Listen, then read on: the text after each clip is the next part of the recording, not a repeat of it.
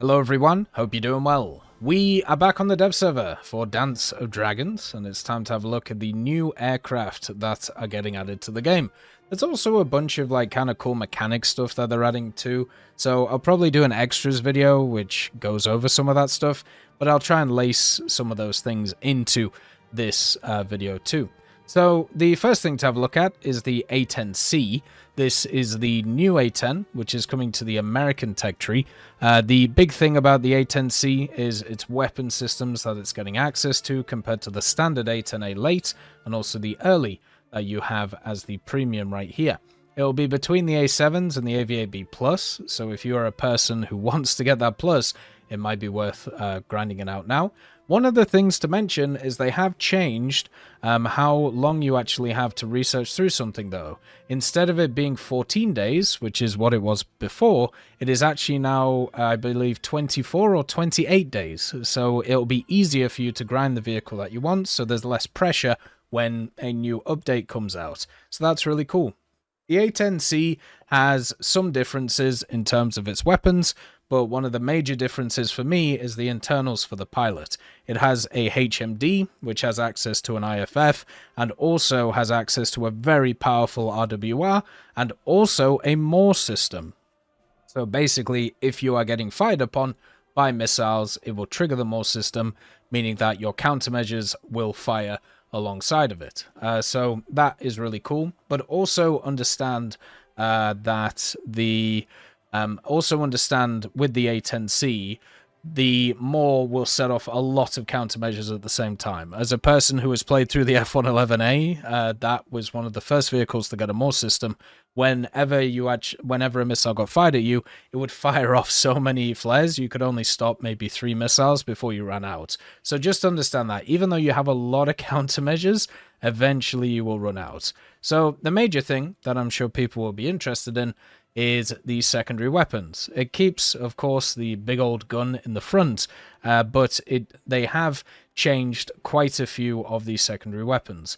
One of the cool things as well is this new screen that you can see. So now you can actually see which bombs or which hardpoints use which munitions, which is really cool. And one of the other parts which I think is awesome is you can actually see the effect of the weight of all of these things on the actual suspension of the wheels. So for example, I only have 2 AIM-9Ls loaded here, but if you go for this preset, you can see how it hunkers down because of that additional weight, which is just a really nice little detail to the vehicle, even in the hangar. So this vehicle gets drop tanks, which is hilarious because you'll never use them, but the major upgrades are the AIM-9Ms. These are the AIM-9Ls, but they have IRCCM, which are infrared countermeasures, as at least I like to call them. And basically, they are way more flare resistant than the AIM-9Ls, which are not really flare resistant anymore. So they will be very much better for air-to-air dogfighting. You also have the paveways, which are around here, and the Lightning II pod, which is a new targeting pod for the A-10. The Lightning II is on other vehicles, but it was not on the other variants of the A-10. This means it can be very much more useful for you if you decide to take 17 paveway 2s. You can bring the targeting pod to help you out with it. The other thing that gets added as well is the APKWS. These, I believe, were on the T-129, was it? The Italian-Turkish helicopter. These are not missiles.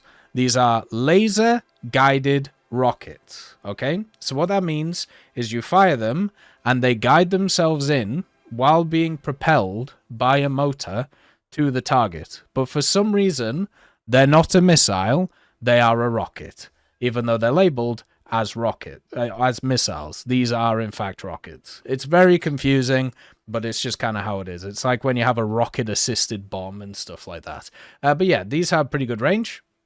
You can see 5 kilometers with a firing range of 11, but you also keep the AGM-65Ds, which you'll probably mainly use on this vehicle. It also gets the AGM-65Ls, which are the SAP-HE AGMs. Once again, cool to see, but I don't think too useful in terms of what people will want. So The major upgrades are the AIM-9Ms, and also these, if you become very good at using them, you'll have a great time with them. The other vehicle that is added to the US is the F-11 or F-111F, I should say. This is a increased version of the Aardvark, meaning that it's increased in pretty much every single way. It has the TF30P100 engines. It should be faster by quite a margin. And the other part, which is really cool about it, is it has the ANAPQ-159 radar and access to AIM-9Ls. So you'll be able to carry 6 of them if you want to go air-to-air mode, and also bring the Vulcan if you want to. I believe actually you can bring 4 of these AIM-9Ls because some of them are in the area where the Vulcan sits. But still, that's quite a nice, piece of weaponry that you can bring. Then you also have access to the PAVE TAC targeting pod. Now, I kind of want to show you this targeting pod if I can here. You can see that they've actually done kind of like a unique model for it. So this will be great for, tracking stuff like paveways for you, or even stuff like GBU-15s, which are right here, or I should say the GBU-24s. So you can bring along this targeting pod, and it'll be fantastic. You'll be able to hit stuff from literal space, and the model of it is just really, really lovely to see. So very happy in terms of how that's set up. You also do get the Mavericks if you want to use them too, and you do get the Gs as well, which are the SAP HE ones again. But once again, why would you not just take the Ds?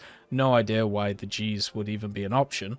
And you do also have the crazy other bomb loads that the earlier F-111s get, with the 750s, the drag bombs, and then also the 500s if you want to bring those too. So if you want to be a bomb truck, you can be a bomb truck. But it gives you a lot more guided munitions to be able to be more useful either in air or in ground forces, which is really cool. Still gets a bunch of countermeasures. It also doesn't have a more right now, so I don't know whether they got rid of that for this version of the aircraft, but I'd be very surprised if they did. So I think it's just not modeled yet, and the major thing is it's just beautiful. The camo for it is fantastic. Everything just looks beautiful on it. Very happy to see this thing. It is at 11.7, so pretty high compared to the other one, but that's because of just all the guided munitions that it has access to. There is also another American vehicle that is here, the Aviate-B This I don't have access to, but this is very similar to the Aviate-B Plus. The two major differences, which is why it's way lower in BR compared to the Plus. Right now, it has no radar. So that means that that powerful radar that is in the Aviate-B Plus is just non-existent. You don't get access to it. And the other part is the weapon systems around it. So the Aviate-B Plus gets access to AMRAAMs. Not this one. It only gets 4 AIM-9Ls. So you can bring 4 AIM-9Ls or a ton of bombs or the extra 25mm, or you can bring along the JDAMs if you feel like this is a type of bomb system that we're going to talk about. Basically, what the JDAM is, it's a satellite-guided bomb, and the way it's going to work is very similar to CCRP, apart from it's much easier to drop many different bombs off at the same time, but they do not track targets on the ground if they're moving, so they only pinpoint a specific point on the ground where they're going to hit. So against mobile targets, not very useful, but against stationary targets, incredibly deadly, especially if there's a massive amount of them. The other interesting thing is this that you can see here. This is something that they talked about adding, the estimated damage to bases and reward multiplier for bases too. So this is actually here for every single one of the different ordnance options which are designed to destroy bases, so it gives you a keen idea on what you actually want to use to destroy bases, which is super useful for premium vehicles since people want to use them to be able to grind. So yeah, this one just has a lot less ordnance than the standard B+, but it still has a lot of guided munitions, still has the targeting pod, still has all of that stuff. So still a very, very powerful vehicle. For Germany, you get a Swiss vehicle. This one is actually available for pre-order right now. So if you want to pick it up, it is around. This is a culmination of different ideas. And one of the coolest things about this, when we saw it on the kind of teaser stream, is a lot of people were talking about how it looks like I suppose, a Frankenstein of different vehicles put together. So I see like the F-84 in here. Some people see like the Hunter. Other people see like other general designs that have been put into it. This is actually a indigenous Swiss vehicle that they built a few prototypes of after the Second World War, when everybody was getting into the jet age, and they wanted to create a strike aircraft. There are two separate variants of the P-16. We only have one of them in the game right now, and it is a premium. And as you know, we've talked about previously, there's probably going to be a Swiss subtree coming to Germany. So this is kind of like a tester in the waters to see how many people are interested specifically in Swiss vehicles to go in. Now, it has access to the Armstrong Siddeley Sapphire engine. This vehicle is able to go very quick. It's a fast vehicle for a strike aircraft. It does have access to 30mm Spano HSA-25s.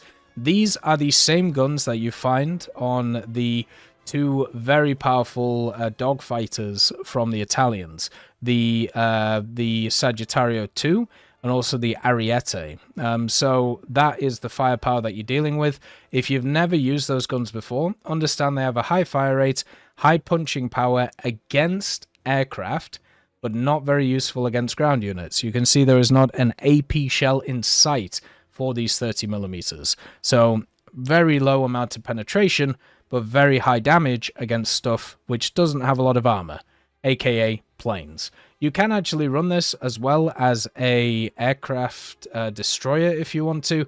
It does have the FLZ-LWF 63s. These are incredibly similar to AIM-9Bs, if not the same. I can't remember if there's a difference between them and AIM-9Bs, but basically they're AIM-9Bs, right? They're just by a different name. And a 9.0 with 230mm, good speed, good maneuverability, and two AIM-9Bs, you could actually be a pretty good dogfighter in this thing, and a good air superiority fighter. But it does have secondary ordnance too. You have 2,000-pound bombs, you can bring 400s, 200s, and then a metric ton of rockets, which are high penning rockets with the P3s, which have a small explosive mass warhead on them, but good penetration. Or you can bring along some more HE designed rockets as well. You do also have a central block of SNEB rockets, which is similar to stuff like the F-86D, where it actually comes out of the center of the fuselage for you to fire with too. But probably not as useful as some of the other loadouts, but at least it's there. The vehicle right now doesn't really have access to anything apart from bomb CCRP, so with the rockets, you're going to have to naturally fire them with the good old Mark 1 eyeball, same with the guns and stuff like that, so that is a bit of a problem. It also has a radar rangefinder, so this is just specifically for the guns, so not really that useful unless you're talking about using it in simulator. In simulator, that's pretty much the only use, right? Everything else, it's not going to really work. For the P-16 itself, it is actually in the tech tree at rank 6, so it shares the same rank as the Hunter F-58. The funny thing about the P-16, by the way, is the reason why it didn't continue its development is it had an issue with one of its test flights, but then also Switzerland just decided to buy the Hunter. So that's where that comes from. They basically ended up just going for this instead of that, so kind of sucks for them. For the Soviets, there's a few interesting things. We have the Su-24M, but before we get into that, there is a change to the Su-27SM that I'm sure will make a lot of people happy. This vehicle can now carry 12 missiles. It can carry 8 R-77s, with 4 in the center that you can see here, and then also it can carry 4 R-73s on its exterior wing areas. So this is now a full-on missile truck, being able to carry the most missiles in the game from an air-to-air point of view. So there you go, all fun and games. The Su-24M is coming in though, And this is another kind of strike aircraft, which I suppose is very similar to the F-111 in terms of what it looks like and also what it can carry. One of the things that is kind of funny about it, though, is it's really slim on the front of it. If you actually see it in the air, it actually looks like this is way flatter than it actually is. It looks very odd in terms of the vehicle. It does have access to the Saturn AL-21 F3s, so it has a lot of power behind the engine, and it has 96 large caliber countermeasures to keep it alive. It doesn't have access to a lot of air-to-air weapons, but it does have some defenses in the form of a MOR, and also, as you can see from the modifications, pretty much every single type of munition you would actually want from a vehicle that is Soviet is on this vehicle. This one is actually coming after the MiG-27, which you can find here. So that's where you'll grind it. It's actually the same BR as it, at least in ground forces. I'm guessing in Air Forces. I'm guessing in ground it might eventually become a different BR, but we'll have to see. The vehicle also has a really funny set of weapons on it. So, for example, you can bring 3 23mm, which have 500 rounds each. So you have a ridiculous burst mass if you actually want to use this. Generally, I would say probably don't. There are better weapons that you can use. But yeah, so you can bring the 3 gun pods and then also the 23mm on top of it.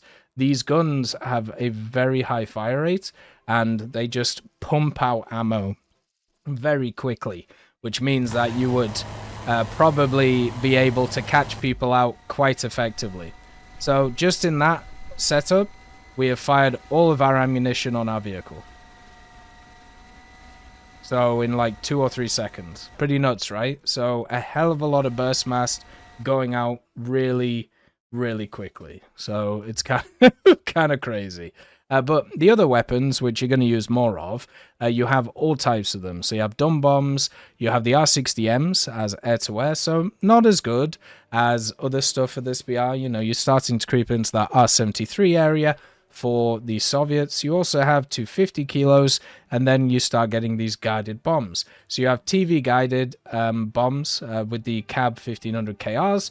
The 1500Ls are laser-guided, and then also you have the 500s, which are laser-guided but smaller. So if you're going after specific targets, the S's, now these are once again those kind of like satellite-guided bombs that we talked about. This is the Soviet version of it, so you'll be able to drop them off at fantastic fantastic ranges from the target, but also incredibly precise as long as they're not moving.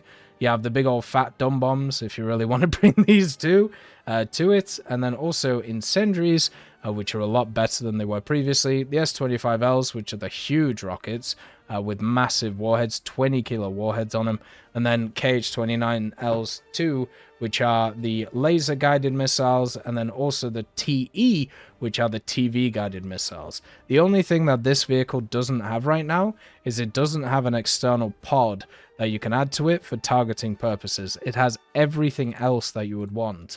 It is also a variable swept wing aircraft, which is pretty cool. So that means that you'll have increased kind of maneuverability at low speeds, but you can also go incredibly fast in a straight line. It'll be interesting to see how this thing does, actually. For me personally, I am very interested to see if people can use it outside of the realm of ground realistic, where I feel it will basically be quite dominant if you can get it at the start of the battle and then move on to other things. For Britain, you have the F-111C. This is the Australian F-111, and this is slightly different to the American one, basically in terms of its secondary ordnance and also its camouflage. It does have the TF-30P103 engines too, so if you have a look at these ones, you can see they're the P100s, so there is a slight difference between them, and you also do have all of the crazy RWRs and radars and all that setup for the pilots too. For secondaries, it once again doesn't get the MOR, but it does get the pave tack targeting pod, and it gets the AIM-9Ls, but not as many of them if you want to bring them.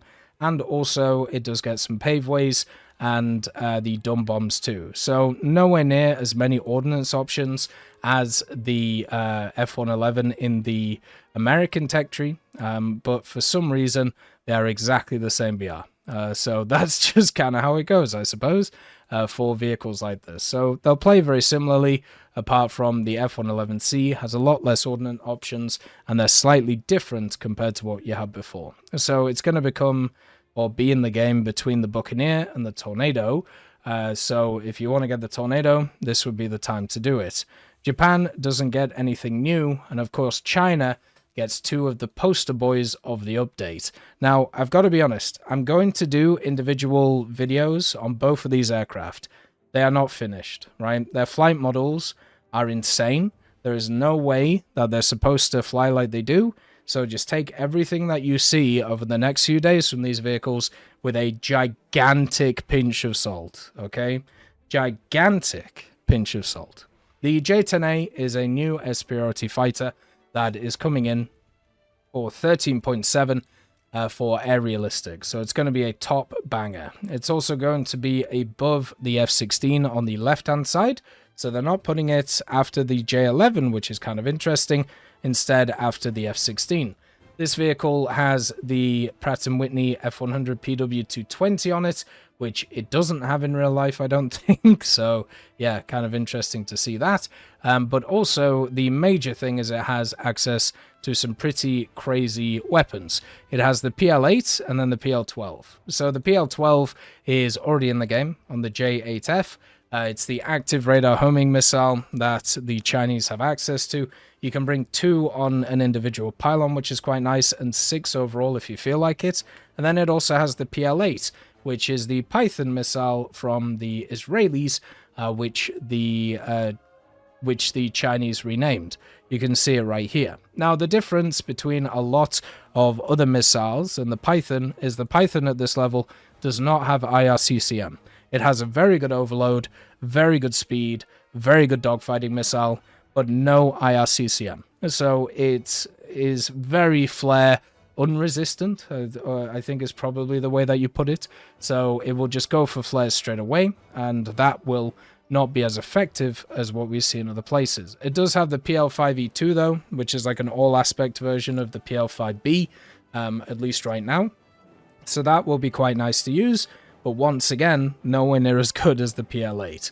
And that is pretty much all she wrote for this vehicle right now, because as I said, it's nowhere near finished. There's a lot of issues with it, so everything you're going to see from it is not going to give you the full picture. I'm going to wait until this gets updated to a kind of better level and then work from there. The JF-17 is in a more complete place, but it still isn't finished at all. It has the Klimov RD-93, which is the MiG-29 engine on it, and also has a metric ton of fuel tanks, a big old radar in the front, the KLJ-7, and it doesn't even have a pilot. So there you go, first drone aircraft in War Thunder. It does have this dual 23mm, the 23-3, that you can see right here, with 200 rounds of ammunition, which isn't great, but it's more of a backup to the missiles, right? And the missiles are actually new to the game. So once again, take everything you see with a pinch of salt. You have the SD-10. This is an active radar homing missile with 38 Gs of overload, 80 kilometer launch range, Mach 4 maximum speed, and a pretty good missile guidance time. The maximum overload, at least for me, is the cool bit. And then also the you have the PL-5E2s, which we just talked about before, which will be pretty good from a air-to-air point of view. Once again, just lacking IRCCM at a level that a lot of people use it at. It does have a lot of secondary ordnance too, so it's very much a multi-role vehicle that you can bring into many different lineups. You have the dumb bombs, you have the guided bombs, you even have the big old Paveway 2s that you can bring along if you really want to, and then also rockets as well, if you are feeling like it to be a little bit lighter and faster. This thing should have CCRP, it should have CCRP and EEG and all of that stuff, but unfortunately right now it doesn't. One of the things that it does have, though, is the ability to be a squadron vehicle. And what that means is something pretty fantastic. It means that you can grind it basically straight away once you get access to the game. And the other part, which is not finished, is the cockpit, but you can at least see that, you know, the pilot does exist, so it's not a drone aircraft. And one of the things I wanted to show you, which is probably my favorite bug of the dev server so far, is the gun placement on this thing. So the gun placement is right through the nose of the pilot. So it looks like the pilot has laser eyes, and he's just shooting people out of spite and malice from his guns, which is just fantastic. But yeah, so this can carry a pretty decent complement of air-to-air missiles. Not as much as a lot of vehicles which are around the place.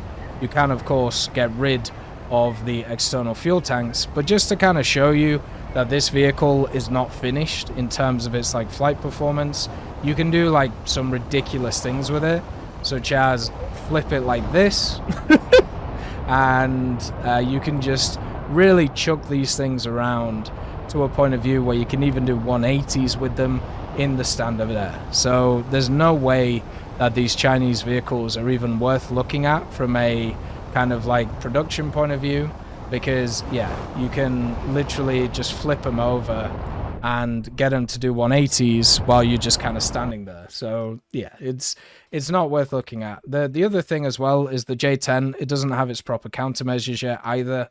That's another thing that it's missing. So yeah, it's one of those which just isn't really worth it. You can see though that the J-10 does have its cockpit fully modeled. So that's kind of ready to go and looks really nice. And at the same time, everything on it is looking good. So yeah, you have the HMD2 that you can use, and that's actually available for a lot of the new aircraft that are around the place. So definitely look forward to that as it moves around. So yeah, just a nice little thing to look at for the J-10, but it's just not ready. It's as simple as that. I understand a lot of people are looking forward to it. It's not ready. The Italians get a Tornado. This Tornado is very similar to all of the other 11.3 Tornadoes that are in the game.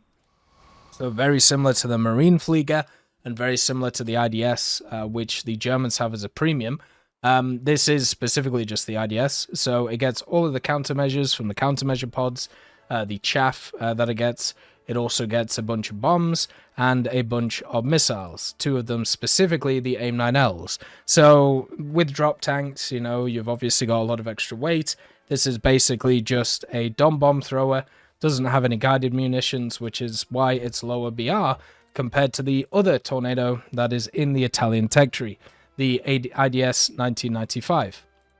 If you have a look at this, it has access to the Paveway 2s, whereas the standard IDS, which now they've just added, does not. So that's like the big difference between the two. That's pretty much it. So if you want to get the better Tornado, this might be the time to research it, because they're going to plonk this IDS straight in front of the other one, which is just kind of sad there.